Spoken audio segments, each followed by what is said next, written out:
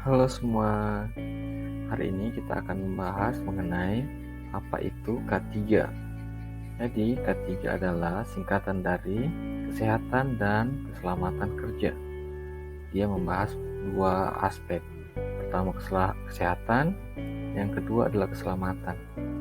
Kesehatan kerja adalah keadaan sejahtera dari badan, jiwa, dan sosial yang memungkinkan setiap pekerja dapat bekerja produktif secara sosial ekonomi tanpa membahayakan diri sendiri, teman sekerja, keluarga, masyarakat, dan lingkungan kerja. Kesehatan kerja bagian dari ilmu kesehatan, bagaimana melakukan usaha preventif, kuratif, serta rehabilitatif terhadap penyakit atau gangguan lingkungan kesehatan yang diakibatkan oleh faktor pekerjaan dan lingkungan kerja maupun penyakit umum dengan tujuan agar pekerja memperoleh derajat kesehatan setingginya baik fisik, mental, atau sosial. Keselamatan kerja adalah usaha dalam melakukan pekerjaan tanpa kecelakaan, memberikan suasana lingkungan kerja yang aman, dan dicapainya hasil yang menguntungkan dan bebas dari segala macam bahaya dari kecelakaan kerja dan penyakit akibat kerja. Kecelakaan dan penyakit akibat kerja dapat terjadi di mana saja dan kapan saja, terjadi pada individu atau kelompok. Untuk tempat kejadian bisa terjadi di pabrik, rumah sakit, sekolah atau kampus universitas, hotel atau pasar swalayan, jalan raya, tempat wisata, industri rumah tangga, atau rumah tinggal. Untuk waktu kejadian dapat terjadi di pagi hari, siang, atau malam hari, saat proses kerja atau di luar proses kerja, jam kerja atau jam istirahat, saat sibuk atau saat senggang. Kecelakaan akibat kerja adalah suatu kejadian yang tidak diduga dan tidak dikehendaki, yang mengacaukan proses yang telah diatur dari suatu aktivitas dan dapat menimbulkan kerugian baik korban manusia, mati, cacat tubuh atau luka-luka, dan atau harta benda pada suatu pekerjaan. Penyakit akibat kerja adalah penyakit yang timbul setelah bekerja pada suatu pekerjaan yang sebelum bekerja hasil pemeriksaan dia sehat, namun setelah bekerja dia terdeteksi mendapat suatu penyakit.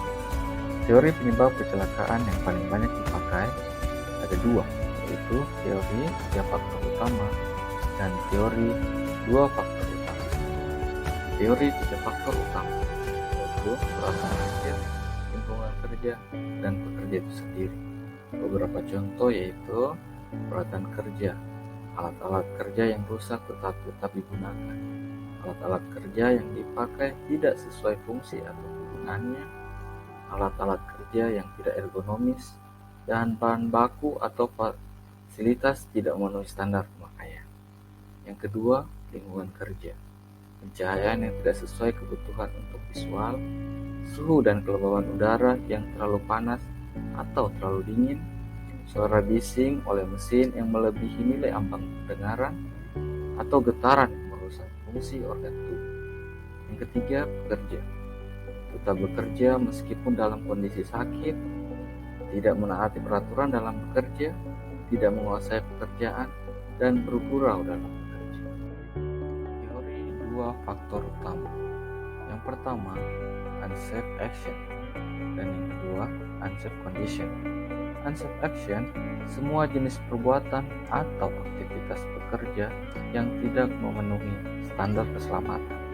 Sedangkan unsafe condition adalah semua jenis kondisi atau situasi, baik berupa peralatan, bahan baku, fasilitas, dan lingkungan kerja yang tidak memenuhi standar keselamatan. Terdapat 3 tahap dalam mengantisipasi kejadian kecelakaan kerja, yaitu tahap pertama, identifikasi bahaya. Kita menentukan seberapa tinggi bahayanya. Yang kedua, menilai resiko apa yang akan terjadi dari tingkat bahaya yang ada. Yang terakhir adalah manajemen resiko, yaitu mencari jalan keluar untuk terhindar dari kemungkinan terjadinya kecelakaan kerja. Bahaya dan resiko. Bahaya adalah kondisi atau cara kerja yang berpotensi menyebabkan kerugian atau dapat didefinisikan sebagai sumber, situasi, atau tindakan yang berpotensi mencederai tubuh atau menimbulkan penyakit atau rusak properti atau kombinasi dari semua. Sementara resiko adalah peluang terjadinya suatu kerugian, keterpaparan terhadap bahaya, kemungkinan bisa terjadi cedera akibat bahaya tertentu. Resiko memiliki kemungkinan dan keparahan. Resiko bukanlah hasil dari kejadian, atau dapat didefinisikan resiko sebagai kombinasi kemungkinan terjadinya suatu kejadian, bahaya atau keterpaparan dan keparahan cederaan atau penyakit yang dapat disebabkan oleh kejadian atau keterpaparan.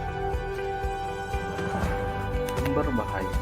Terdapat 6 sumber bahaya, yaitu bahaya fisik, bahaya kimia, bahaya radiasi, bahaya ergonomi, bahaya biologi, dan bahaya psikologi.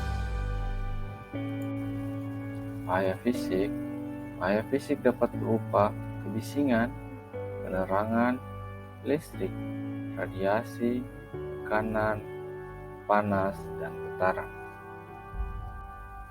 Bahaya kimia dapat berupa gas, cairan, dan uap. Bahaya radiasi dapat berupa inframerah, laser, atau ultraviolet. Bahaya ergonomi dapat berupa desain alat, desain ruangan kerja, atau desain pekerjaan. Bahaya biologi dapat berupa bakteri, virus, atau jamur. Bahaya psikologi dapat berupa gilir kerja, banyak kerja, interaksi antar masyarakat, dan interaksi dengan teman kerja. Peluang resiko dibagi dalam 5 klasifikasi, yaitu yang pertama, jarang sekali dengan intensitas waktu tiap kejadian lebih dari 20 tahun sekali kejadian. Kedua, jarang tingkat kejadian 5-20 tahun tiap sekali kejadian. Sedang dengan intensitas 1-5 tahun sekali. Yang keempat, sering dia dalam setahun sekali. Dan yang terakhir, sering sekali, tingkat kejadian lebih dari 1 kali dalam setahun. Konsekuensi juga dibagi dalam 5 klasifikasi, yaitu yang pertama, tidak signifikan, yaitu tidak diperlukan tindakan medis. Yang kedua, minor, luka atau kerugian ringan, tidak perlu rawat inap.